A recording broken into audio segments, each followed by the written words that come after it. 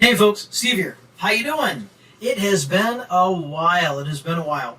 So when I left off posting videos, I was working on this addition that I have directly above me. I'm in the walkout part of the basement, which is an explosion. But I've been working on this, and right now I'm about like 95, 97% done. I've been shooting video along the way, but I haven't really been posting anything for about the past 3 months from when this video will effectively post. So what I've done is I've gone back into my video archives that I've been just kind of shooting and downloading with no real super regularity, and I've crunched the rest of what I am calling the TV room. I have a TV room project that I have several videos. This will be at the end of that playlist, which kind of shows the progress of this room that is kind of attached to this addition that I had to attend to first.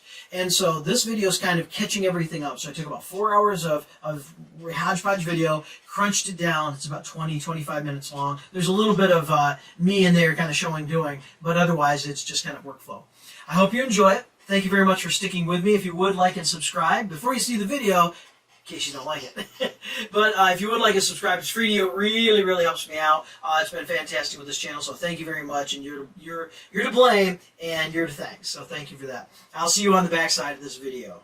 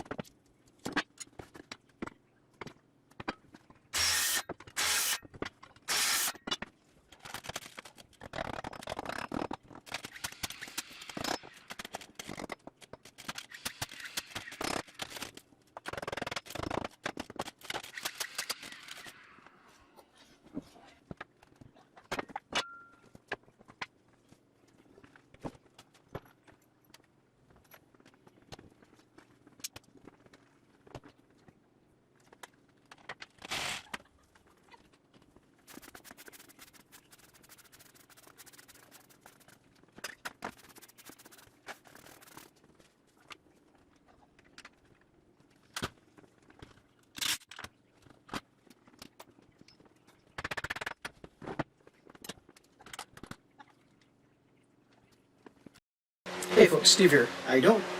So today, very cool. Last joist goes in. I had to frame this opening, which I did last night. So the last joist now can go in and it can span that gap and it can have something to nail to over on this side. So I'm going to side nail it as opposed to hanging it. And then it's a matter of being able to start the ceiling. And so I have my drywall and everything, and it'll be in a drywall lift. So it'll be then doing the ceiling. So yay, progress. Progress. All right, well, I guess get to it, huh?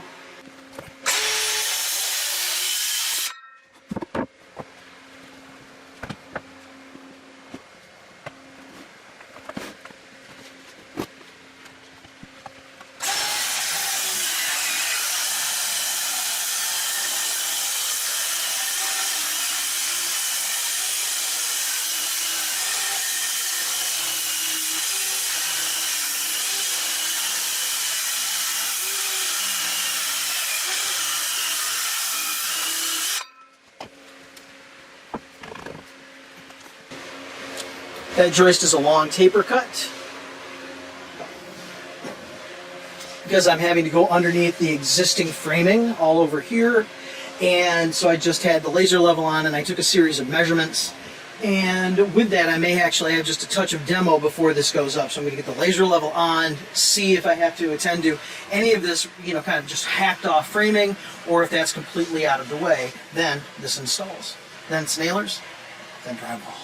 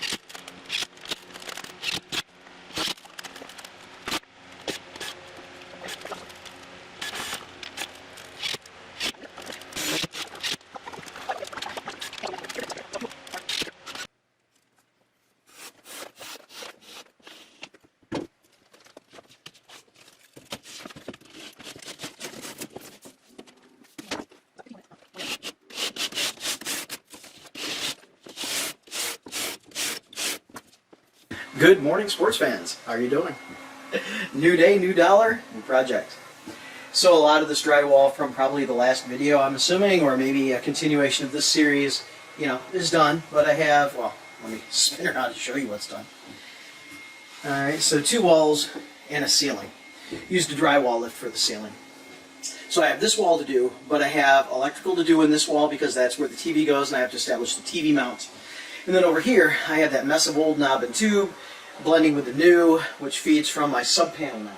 And that's what I'm addressing at the moment. And for that, I set my table back up, and I have my 8x8 junction box that's set up for a 4-inch wall, 2x4 wall. And it doesn't come with knockouts, and so I need to establish knockouts. So I can run an 1.25 inch conduit receiver with a bushing. So I provide a soft surface that will not interfere with any of the insulation in my old and new wiring. And so I just need to create 2 or 3 penetrations into this to make sure that I can get my wires in there and I'm not going to cause any problems later on. Now, this, you might think, is going to get buried in that wall. And it is. But I actually bought, and I'll show you this later, I bought an excess panel, which is meant to be finished, decorative, paintable, but yet, you take it off and there you go, you can have access to this. So this is not really buried, even though it's buried. All right, so that's what I'm doing.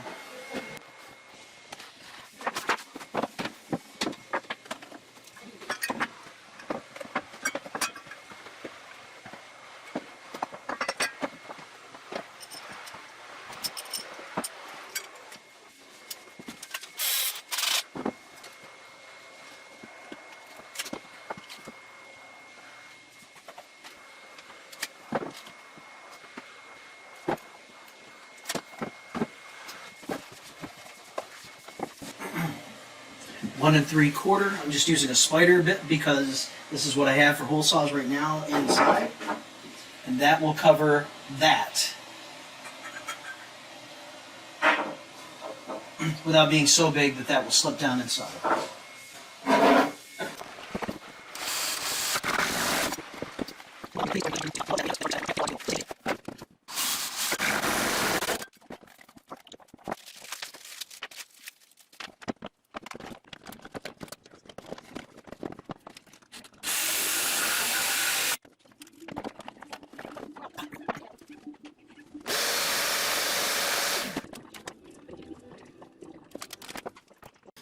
Hey hoes, Steve here, new product. Check this out. So I've already unwrapped it, but this is what it is. And this is what it is. So you have drywall flange all the way around, and this is meant to go on top of the drywall, and then you mud this in, tape it in, mud it in. And then you have this surface right here, which should be in plane with your drywall. And this is paintable, and it will then match your wall. You'll have a slight gap in between your drywall and this. And so if you push in the lower corner, I have this oriented, I just drew an arrow here. It doesn't matter. You can do this. I can flip it 180 and do it that way. You can do it sideways, I guess. But if you press in the lower corner, with both hands, then basically you pivot and break the magnetic seal on the top, and then you can remove this. And what you have behind it then is a hole, because this would be out, you have a hole, and you can access whatever is in your wall from there. So this is simply a finished cover for a junction box, and my junction box inside will have its own cover, of course.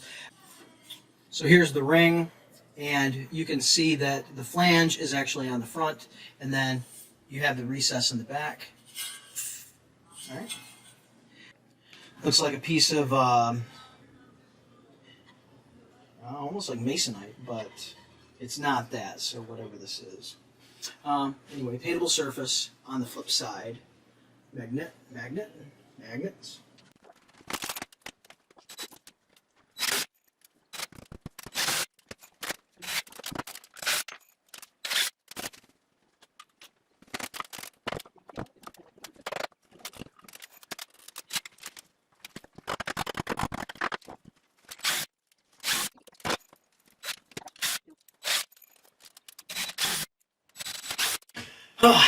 Didn't bother to film the wiring. Simply, I fed the wire down into the box as I slid the box up in because the old wiring is relatively stiff. I needed to mount high enough because one of my new wires, without having to rerun it, is actually just a little bit short to come this far into the room, but it's adequate. So that's why it's up higher and why it's right there. So with that, then I have one circuit over on here which just loops around at dead ends. It's an old circuit. It should not be used for anything, but I want to know where it is just in case. So it's just dead-ended right there. Otherwise, 3, 4, and 5, 6, I refer to that because it's the old fuse box, and those were the numbers of the circuits. 3, 4 was a circuit, 5, 6 was a circuit. They're tied in with the appropriate new circuits, which are labeled downstairs in the new sub-panel. All right. As far as I know, I have to do a little more research, but I do not believe arc faults actually will work on knob and tube because there is no ground. And so, you know, it is what it is. I have taken my grounds and I've simply just grounded them to the side of the box with the screw into the lumber, just so they're not floating around anywhere. That with that, it's now simply just putting the plate on, and with the cover plate on the inside, I went ahead and just made some markings there for future reference. So I should be good to go.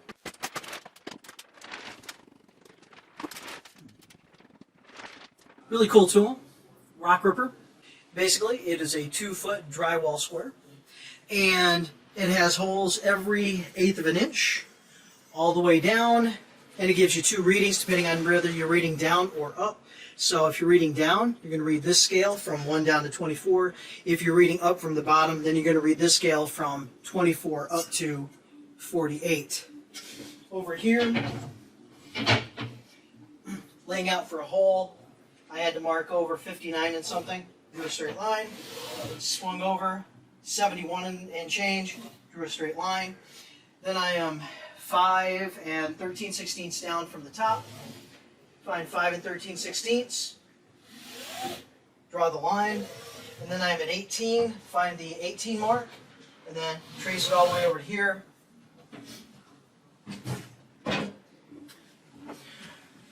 So you can use that with a utility knife, and that's what I typically do. But in this case, I was able to use a pencil to actually just make the square that I need to remove out of here for the junction box that I just put in, because it's one of those finished junction boxes that will look like drywall with a frame around it. All right, so then, rather than grabbing typically a stab saw, or if I went out to my trailer, I could get my drywall saw, physical saw, you know, like a handsaw. I'm going to use this. I have one hole to cut. Why not use a tool? Yay.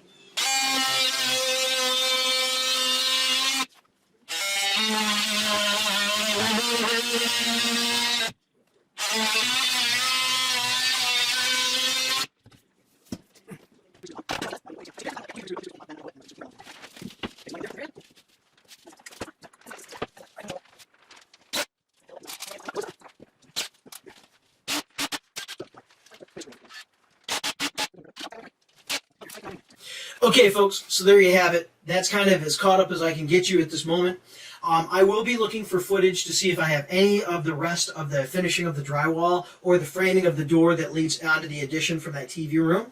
I will also be looking for any video that I have where I trimmed the whole thing out, where, you know, it was basically after I mudded and taped that I was actually finishing the room, painting and all of that, and I didn't paint it, but so I'll look for that. If I have that, that'll be the next and probably last video in the series, and if I don't have it, I will show you this room in its completed form as it is right now, because it's 100% complete, and I'll simply just give you a zoom around, I'll narrate it or kind of point and do in the video, and so I'll kind of wrap it up for you for some closure, because I know you're all looking for closure on this video series.